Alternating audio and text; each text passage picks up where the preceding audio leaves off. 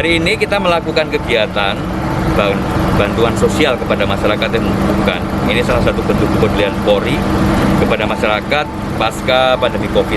Kita berharap dengan adanya bantuan sosial ini bisa menstimulan, mendorong, kemudian sebagai semangat masyarakat biar beraktivitas kembali secara ekonomi. Apakah ini kegiatan tahunan yang kita lakukan? Salah satunya adalah untuk mendukung menyemarakkan Hari Bayangkara ke-76 tanggal 1 Juli 2022.